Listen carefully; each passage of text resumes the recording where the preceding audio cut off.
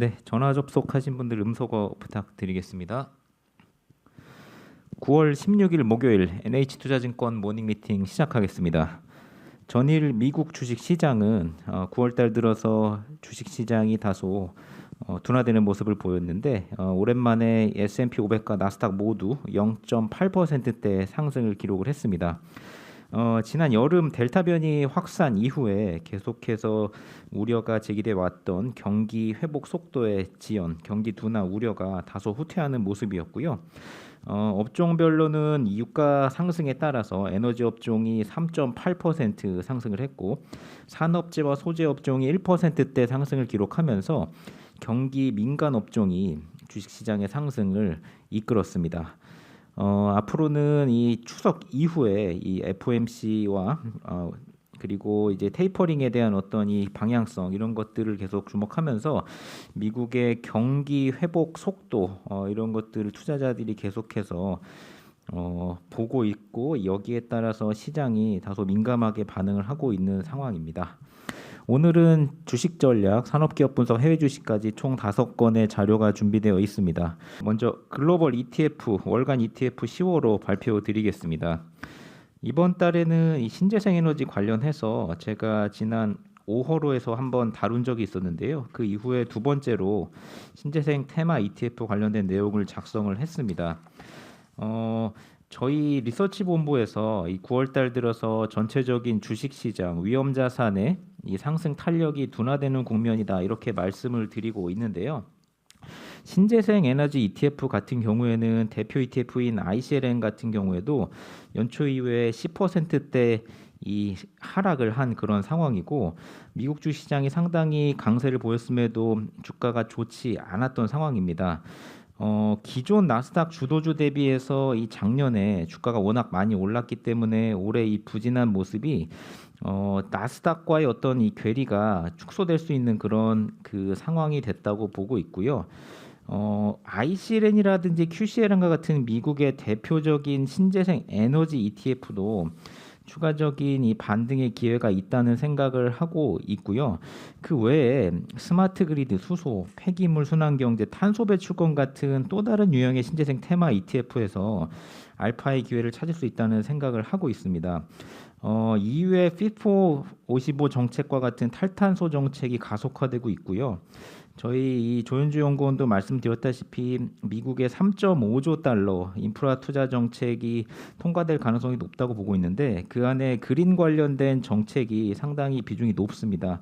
그래서 정책 모멘텀이 상당히 가속화되고 있는 이런 시기고 관련해서 탄소 배출권 투자 ETF 그리고 이 신재생 에너지로의 전환 과정에서 이 산업 금속에 대한 수요가 중장기적으로 확대되면서 최근에 뭐 니켈이라든지 알루미늄 가격이 상승하는 모습도 보이고 있어서 산업 금속 투자 ETF 그리고 미국의 폐기물 관련된 기업에 투자하는 ETF 같은 경우가 또 다른 알파의 기회를 줄 수 있는 ETF라고 생각을 하고 있습니다. 그래서 미국 상장 ETF KRBN 그리고 이제 이 산업금속 투자 ETF들 그리고 EVX라는 폐기물 관련주 투자 ETF를 추천을 드리도록 하겠습니다.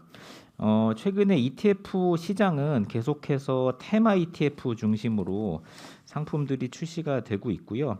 그리고 최근에 이 신한자산에서 원래 기존의 어떤 브랜드를 바꿔서 SOL이라는 브랜드로 바꾼 이후에 처음으로 미국 S&P 500 ESG ETF를 출시를 했습니다.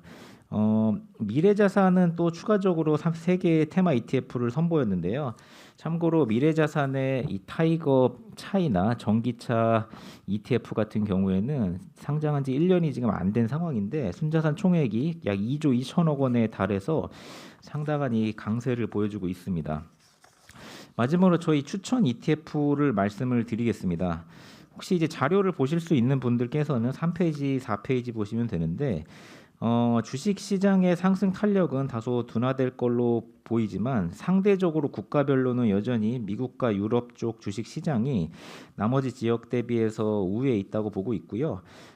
미국의 테마 ETF, 인프라라든지 반도체 그리고 로봇 같은 이런 테마 쪽이 시장 대비 알파는 여전히 기회가 있다고 보고 있고요. 오늘 말씀드린 탄소 배출권 ETF 그리고 미국 리츠 같은 경우에는 추가 상승 여력이 보고 있어서 그 관련 ETF를 추천을 드리고 있습니다. 이상입니다. 금융산업 정준섭 위원 먼저 발표 시작하겠습니다. 금융산업 말씀드리겠습니다. 지금 9월 달은 지금 이제 배당주 관심 갖기에는 이제 조금은 이른 시기이긴 합니다만 코스피가 좀 불확실성이 좀 확대되는 그런 모습을 보이면서 최근에 좀 빨리 이제 배당에 대해서 관심이 좀 증가하고 있는 것 같습니다. 그래서 그런 차원에서 이제 금융주 배당 수익률을 점검하는 자료를 작성을 했고요. 올해는 이제 금융주 배당 수익률이 이전보다 더 좋아질 것으로 그렇게 보고 있습니다. 왜냐하면 첫 번째는 이제 은행, 손보, 생보증권 모두 작년보다 이익이 큰 폭으로 증가할 것으로 예상이 되고요. 반면에 이제 주가 상승률은 거기에 미치지 못하기 때문에 수익률 측면에서도 좋을 것으로 보고 있기 때문입니다. 그리고 이제 올해는 작년 대비해서 뭐 배당 성향을 딱히 낮춰야 할 만 뭐 이제 규제나 자본 이슈도 크지 않은 상황입니다. 배당주 이제 금융주 이제 배당 수익률 계산을 할 때 DPS는 제 커버리지는 제 추정치를 넣었고요. 또 이제 커버리지가 아닌 종목은 컨센서스를, 또 컨센서스가 없는 종목은 작년 값을 적용했습니다. 먼저 은행입니다. 은행 같은 경우는 이제 어떤 종목을 투자해도 사실 높은 배당이 기대가 됩니다. 카카오뱅크를 제외하면은 전 종목이 상장된 이제 은행주 전부 다 5% 이상의 수익률이 예상이 되고요. 가장 높은 배당 수익이 기대된 종목은 우리금융지주 7.3%, 그다음에 이제 하나금융지주나 뭐 이제 BNK, DGB 이런 종목들도 6% 이상의 수익률이 예상이 되기 때문에 배당주로서 추천을 드릴 수가 있겠다라고 볼 수 있습니다. 증권도 은행 못지않게 좀 괜찮습니다. 이제 작년 대비해서 사실 이익의 증가폭은 가장 큰 상황이고요. 이제 이익이 증가하고 성향이 그대로다 하면은 이제 DPS는 자연스럽게 올라가는 것을 예상할 수 있습니다. 증권주 중에서 이제 가장 높은 수익률이 예상되는 건 삼성증권입니다. 이제 배당 수익률이 7.6%까지 달할 것으로 보이고요. 한국금융지주도 우선주 기준으로 6%이기 때문에 나쁘지 않습니다. 중소형사들 중에서는 뭐 한양증권이나 뭐 대신증권, 신영증권 같은 회사들이 높은 수익률이 기대된다라고 말씀을 드릴 수 있습니다. 보험은 이제 은행이나 증권보다는 기대 수익률 자체는 높지는 않습니다. 하지만 이제 은행과 이제 증권보다 이제 높지 않다라는 거지, 이제 작년에 비하면 전반적으로는 그래도 괜찮은 그런 모습이 예상이 되고요. 손보사들은 뭐 합산 비율 개선, 생보사들은 변액 보증 준비금에 대한 부담이 줄어드는 그런 것 때문에 작년 대비 이익의 증가, 거기에 따른 배당 증가가 예상이 됩니다. 손보주 중에서는 삼성화재가 수익률 제일 좋습니다. 우선주는 7.8%까지 나오고요. 보통주도 5.8%는 예상이 됩니다. 그다음에 현대해상, DB손보도 5% 내외로 양호하다 보고 있고요. 생보사 중에서는 이제 동양생명이 5.9, 삼성생명이 4.7%의 수익률이 기대됩니다. 이상입니다. 여기 사실 저희가 특히나 은행 같은 경우에는 이 배당 관련돼서 정부의 입김이 좀 강하게 작용하는 상황인데 올해는 입김이 별로 없을 걸로 보시는지요?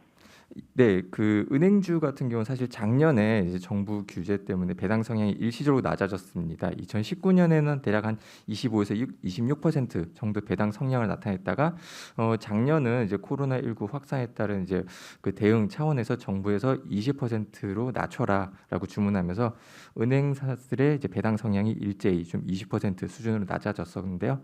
올해는 이제 그 규제가 이제 풀립니다. 그러니까 작년에 20% 수준이었던 게 올해는 다시 25, 26%로 회복이 되고요. 이제 그 금융지주들이 이제 실적 자체도 좋지만 이제 앞으로 배당 성향도 점진적으로 또 30%까지 늘려갈 계획이라고 하기 때문에 앞으로 전망도 이제 나쁘진 않습니다. 일단 올해는 작년보다는 성향이 5, 6% 정도 이제 상승한다 이렇게 보고 있습니다. 의료기기 산업으로 발표하겠습니다. 나간준 의원. 네, 들리시나요? 네, 말씀해 주세요. 네, 8월 수출입 통계 자료 작성해봤고요.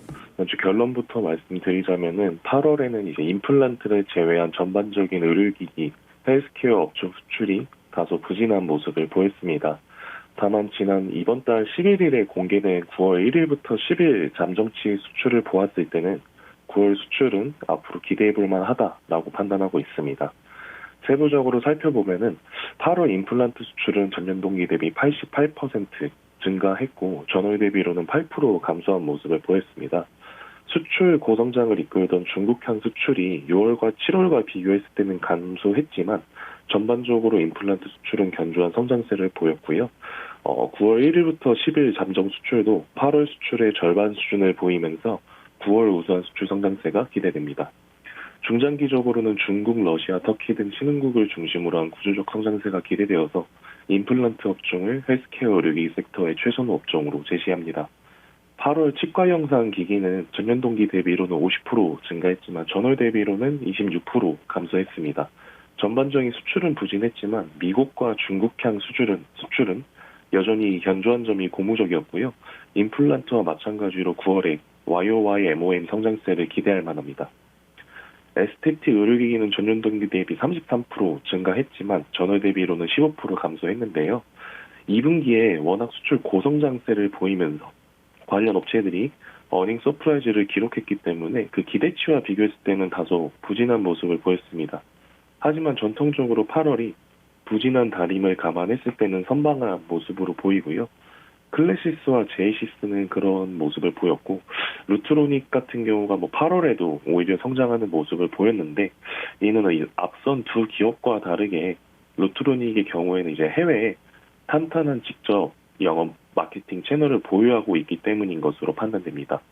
다만 저희는 지난 1일 자료 때 말씀드렸다시피 8월 1개월치 데이터로 성장 추세를 판단하기보다는 3분기 1개 분기 데이터로 YOY, QOQ 비교하는 것이 합리적이라 판단하고요. 9월 수출 데이터까지 확인할 필요가 있다라는 의견을 드립니다. 마지막으로 톡신 말씀드리겠는데요. 톡신은 전년 동기 대비에도 10% 감소, 전월 대비로도 18% 감소하면서 부진한 모습을 계속해서 이어가고 있습니다. 특히 중국 정부의 블랙마켓에 대한 규제 강화 영향으로 중국 톡신 수출이 부진했고요. 미국, 브라질, 일본향 수출은 견조했으나 그 규모가 크지는 않아서 전반적인 수출은 부진했습니다. 다만 9월 1일부터 10일 잠정치 톡신 수출이 1,328만 달러로 이미 8월 한 달 수준에 도달한 점이 고무적이라 9월에는 우수한 톡신 수출이 기대가 되고 있습니다. 하지만 저희는 최근 톡신 업종이 인수, 소송, 파이프라인 반환 등 각종 노이즈들로 인해 변동성이 커진 상황에서 일부 노이즈가 해소되기 전까지는 펀더멘탈 개선 여부와 상관없이 주가가 움직임을 보일 것으로 전망하기 때문에 톡신 업종에 대해서는 중립 의견을 제시하겠습니다. 이상입니다. 현대무벡스 최진명 위원입니다. 네, 현대무벡스 말씀을 드리겠습니다. 익숙하지 않은 기업일 것 같아서 먼저 소개를 드리면요. 이 현대그룹의 계열사 중 하나고 현대엘리베이터에 있던 물류 자동화 솔루션 사업이 2017년에 별도 분리돼서 생긴 법인입니다. 2018년에 그룹의 IT 쪽을 담당하는 현대 U&I를 흡수 합병했고 2021년에 당사를 통해서 스펙 상장을 통해서 시장에 진입을 했습니다. 올해 3월에 시장에 진입한 종목이라고 보시면 될 것 같습니다. 지배 구조가 좀 독특한데요. 모기업인 현대엘리베이터가 33%, 그 다음에 현정은 및 특수 관계자들이 27% 정도 지분을 보유하고 있고요. 예전에 현대상선이었던 HMM이 13%를 갖고 있는 구조이기 때문에 유통주가 그렇게 많지 않습니다. 현재 KB 자산이 이제 가장 좀 많이 들어와 있는 FI다라고 보시면 될 것 같고요. 이게 프리 IPO로 이미 들어와 있었기 때문에 차익 실현하는 과정에서 차트 보시다시피 계속 이제 매도가 나왔기 때문에 주가가 좀 지속 하락한 게 사실입니다.